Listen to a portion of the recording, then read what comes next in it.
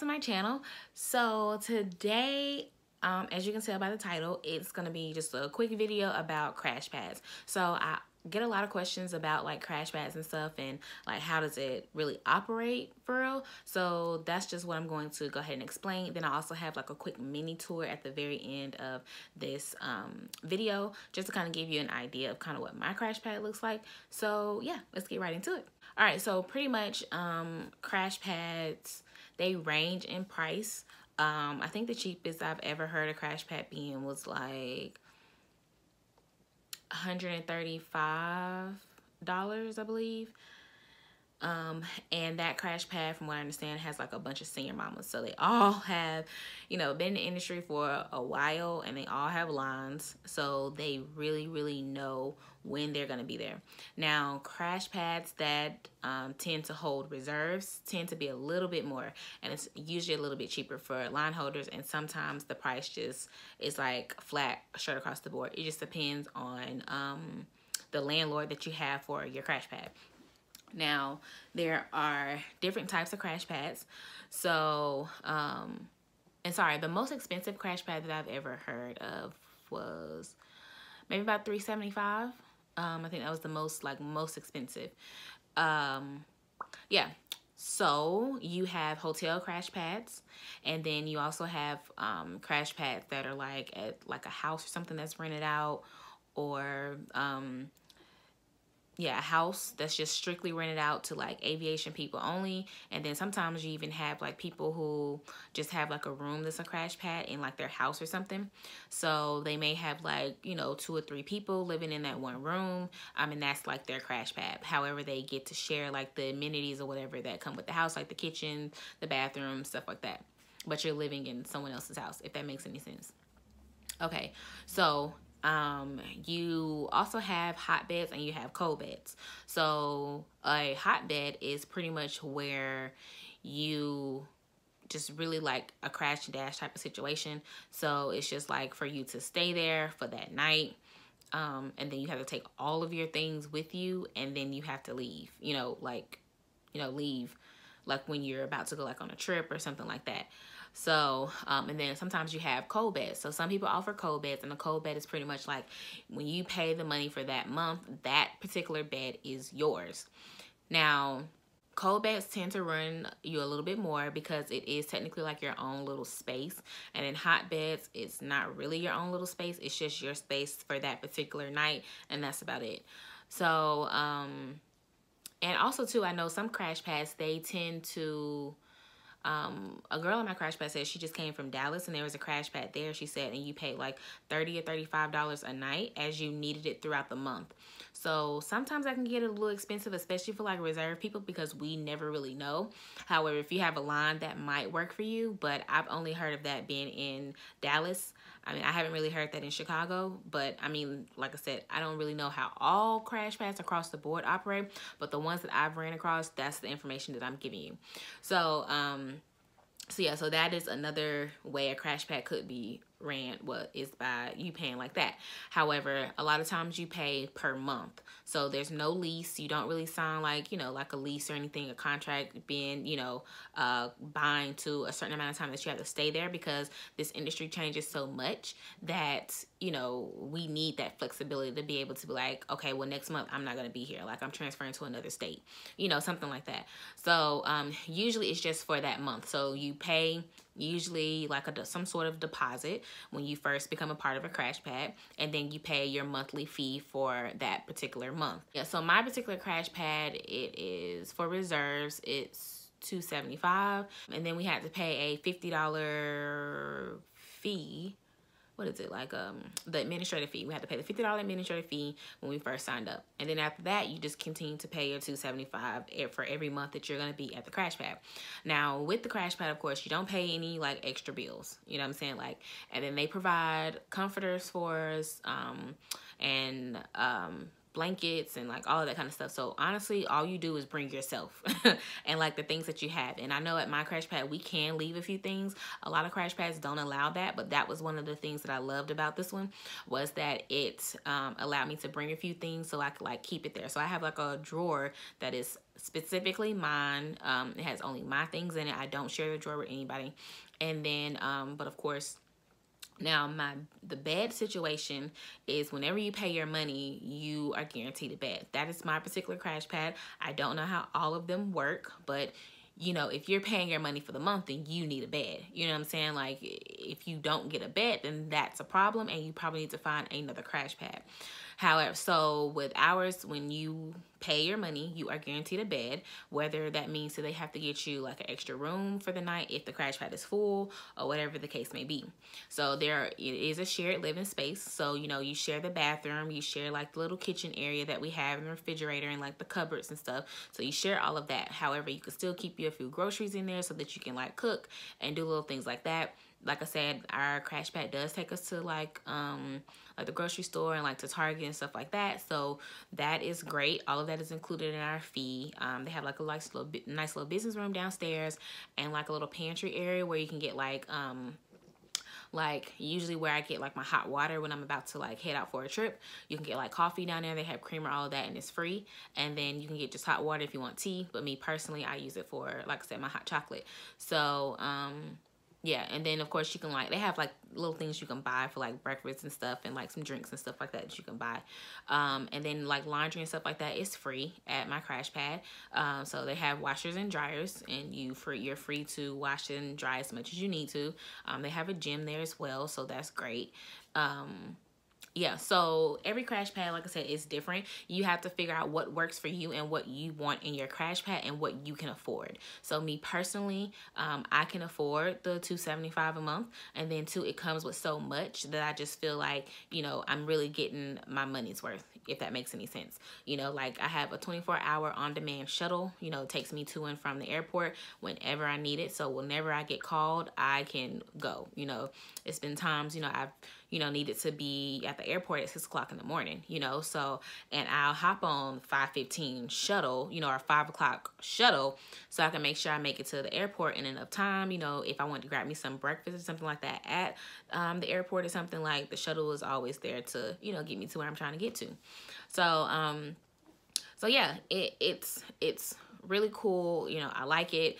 However, some crash pads don't offer transportation, and I have heard of like, especially crash pads in like California, they're like $500 a month. I'm like, oh my God, I don't see how. But usually it's like a girl that I watch her vlogs, and she's a flight attendant for United. I remember she was saying she paid like $500 a month for her crash pad. But I don't believe it came with like transportation or something. I don't know. But anyway, there are some crash pads that are that much, that cost that much. And I think she was living in more like a house type of situation, and they shared like a room, and everybody had like their own beds and stuff like that. But yeah, so some places, like I said, don't come with transportation, so you would need to consider how much it's going to cost to catch an Uber to and from that place on a regular basis. You would also need to think about what amenities come along with the crash pad. So like, you know, what are you getting for your money? Like, you know, you might, are you getting a cold bed?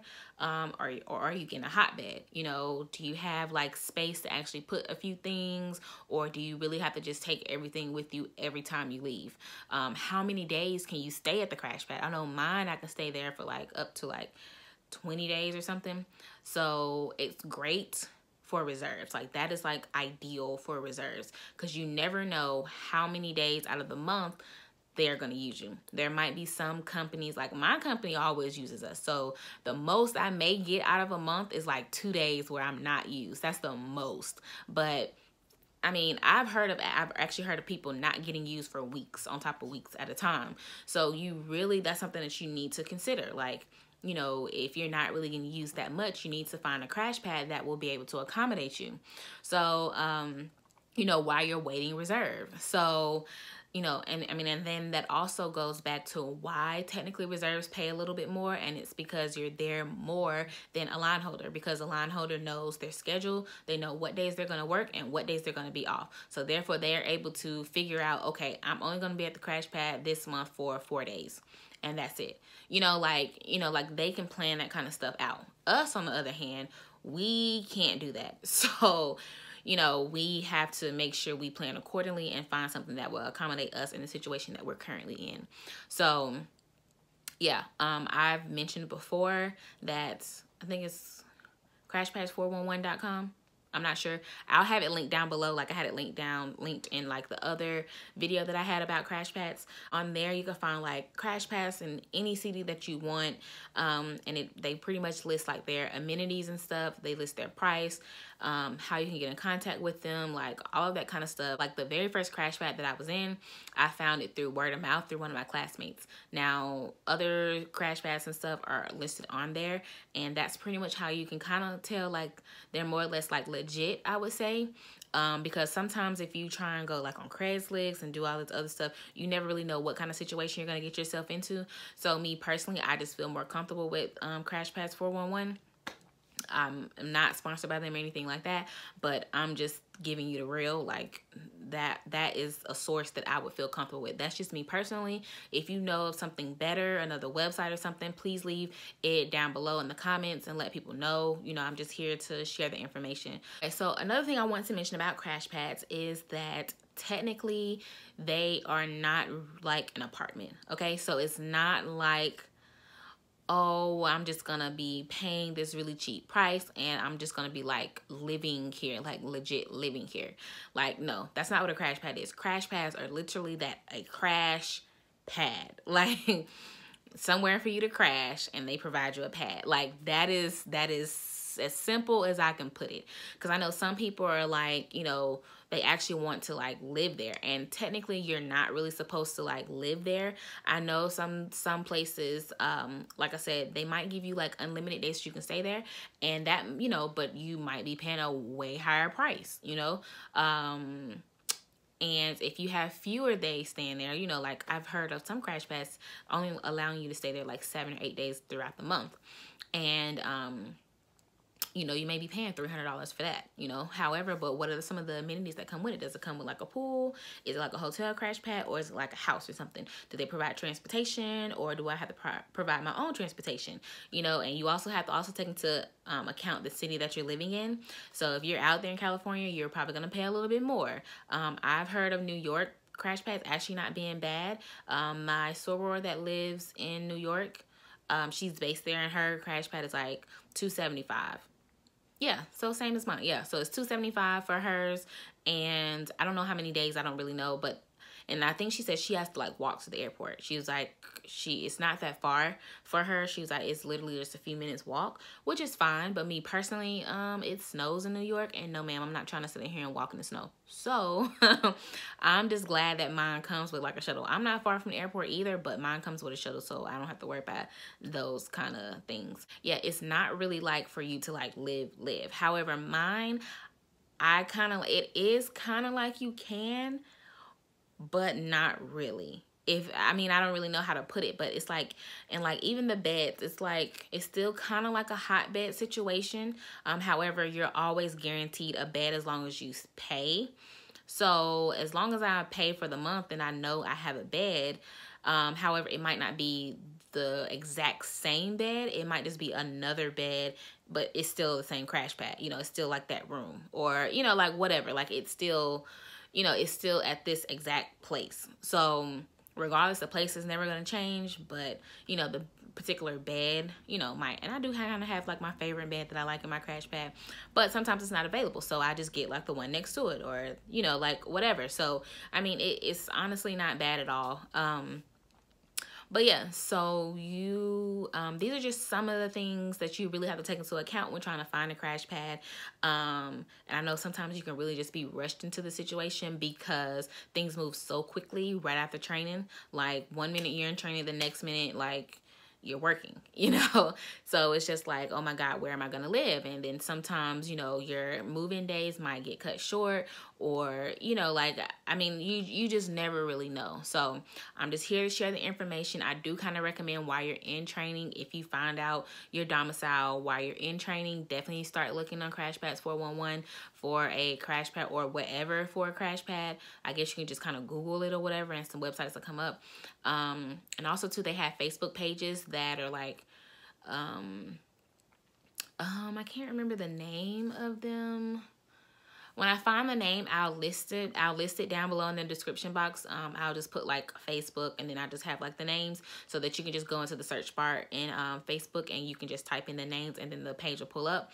So you can go into some of those sites or whatever. People are posting all the time, like, you know, crash pads that are for rent, rooms and things that are for rent, and all of that kind of stuff. So you can look into that. That's another source.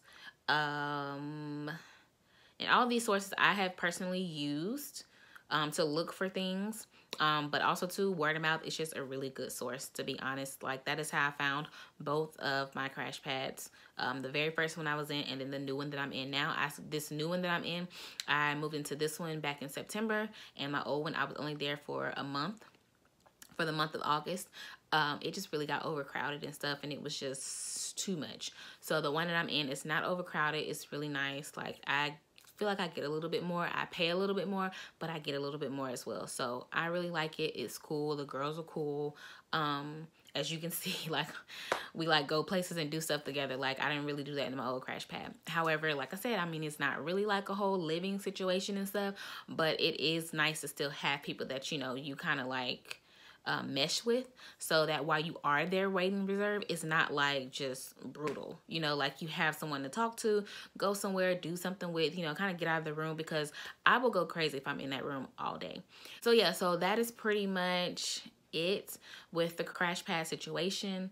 I hope this answered a lot of you guys' questions, because I'm getting a lot of the exact same questions about crash pads and stuff.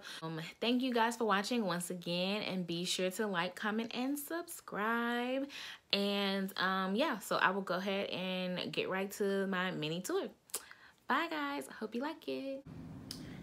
All right guys, so I just want to quickly come on here and show you the crash pad tour. So in there we just have like a closet, and then in here you have just like a regular bathroom.